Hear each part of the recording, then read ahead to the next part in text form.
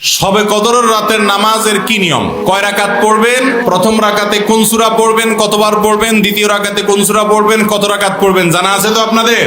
জানা নাই? একজনও জানেন না? ইন্না লিল্লাহি ওয়া ইন্না ইলাইহি রাজিউন। হাজার হাজার মানুষের বিশাল সমাবেশ, আপনারা একজনও শবে কদর নামাজের নিয়ম জানেন না?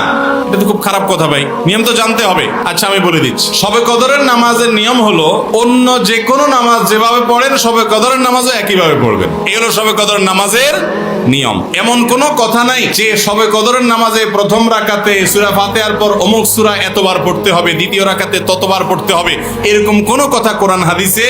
এগুলা মন গড়া বিভিন্ন সিস্টেম, বিভিন্ন পদ্ধতির কথা, বিভিন্ন আপনার বাজারে নামাজ শিক্ষার বই নামে অনেক বই আছে, সব বই না, কিছু কিছু বই আছে, এইসব বইতে শবে কদরের নামাজ এত রাকাত, প্রথম রাকাতের এই নিয়ম, দ্বিতীয় রাকাতের ওই নিয়ম, এরকম বিভিন্ন কথা বলা আছে। এগুলো সব ভিত্তিহীন, মন গড়া, এগুলো কোরআন হাদিসে নাই। কোরআন হাদিসে লাইলাতুল কদরে অন্য রাতের মতো আপনি নামাজ পড়বেন, একটু লম্বা সময় নিয়ে পড়বেন। যে কোনো রাতের নামাজ, তাহাজ্জুদের নামাজ লম্বা সময় নিয়ে পড়তে হয়। দীর্ঘ রাকাত, দীর্ঘ রুকু, দীর্ঘ সিজদা, আস্তে আস্তে তেলাওয়াত, আস্তে আস্তে তাসবিহ এবং সময় নিয়ে পড়বেন। দুই রাকাত করে পড়বেন। যে কোনো সূরা দিয়ে পড়তে পারেন, একবার পড়বেন না দুইবার পড়বেন সূরা ফাতিহার পরে সূরা, এটা আপনার ব্যাপার। কোন সূরা নির্ধারিত না। আপনি লাইলাতুল কদরের একটা জিনিস নির্ধারিত, সেটা হলো একটা দোয়া হাদিসে বর্ণিত হয়েছে। আম্মা জানা আয়েশা রাদিয়াল্লাহু তাআলা আনহাকে নবী করিম সাল্লাল্লাহু আলাইহি ওয়াসাল্লাম শিক্ষা দিয়েছেন, তুমি যদি লাইলাতুল কদর পাও তাহলে দোয়া করবা। কি দোয়া? আল্লাহুম্মা ইন্নাকা আফুউন তুহিব্বুল আফওয়া ফাআফু আন্নী। আল্লাহ আপনি ক্ষমাশীল, ক্ষমা করতে ভালোবাসেন, অতএব আমাকে ক্ষমা করে দেন।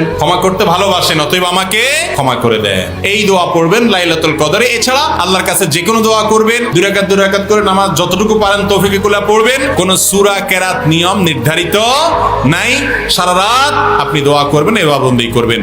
আর এই শবে কদর পাওয়ার জন্য, শবে কদরের ইবাদতের আশায় রমজানের শেষ রাতে, শেষ 10 রাতের সবগুলোতে, বিশেষ করে বেজরগুলোতে বেশি বেশি করে করবেন।